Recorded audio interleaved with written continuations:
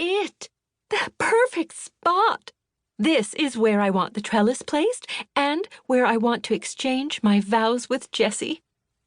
Her decree several hours ago had sealed the deal and finally given me a definitive theme for her ceremony and reception. Bev's wedding to Jessie would be lush and sophisticatedly simple, drawing largely on elements from both the garden and the 4th of July.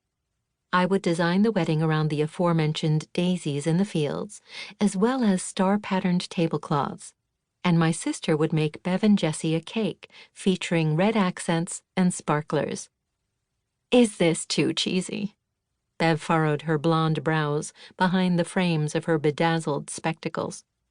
She struggled as she held aloft a rather large oil painting of a field of daisies. Ooh, not at all. We could put this on an easel in the front hall, right next to the guest book. Bring a little of the magic and wonder of the outdoors inside. I smiled as Bev placed a small green sticker on the back of the painting's frame, claiming it for her own. I took a step back and nearly grew dizzy taking in all of the Antique Emporium's wares. We were in a small room, one of many that made up the rabbit warren of spaces that occupied the deceptively small-looking store. It featured a narrow storefront, but spanned the length of 2 city blocks, as its depth made up for the lack of width. The store teetered on the edge of being categorized as carefully cluttered, and barely resisted sliding into chaos. The labyrinthine layout of a marching succession of small rooms kept the whole visit from becoming overwhelming. The proprietress of the store, June Battles, knew her way around the knick-knack chaos. She could famously find an item in 30 seconds flat, seemingly having cataloged her wares by memory. I cradled a small set of ceramic leaves arranged in a crystal vase. The leaves made a pleasant plink against the cut crystal. Looking for inspiration for your own big day, Bev couldn't tamp down her grin. Her cessation in nagging me about setting a wedding date of my own had been annoyingly short.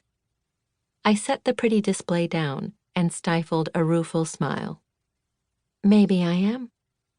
It was time to stop being annoyed at the well-meaning friends and family in my life who could never stop haranguing me about picking a wedding date. I glanced at the pretty champagne antique diamond ring on my finger, a vintage estate piece my fiancé Garrett had procured from this very store. At least we've narrowed our wedding down to 1 season, I added wryly.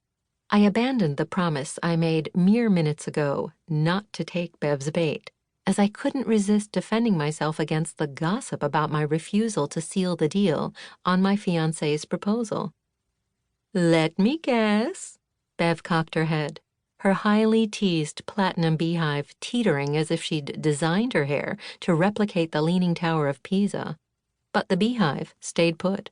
Her gravity-defying dew always remained artfully atop her head, with nary a spritz of hairspray, and today was no exception. A slow smile graced Bev's face. Fall. I rewarded Bev with a smile of my own. You know my tastes well. My beau and I had indeed decided on an autumn ceremony and reception. The light in Port Quincy, Pennsylvania, would be mellow and cozy. The lovely tree-lined streets would be adorned with leaves in a riot of color.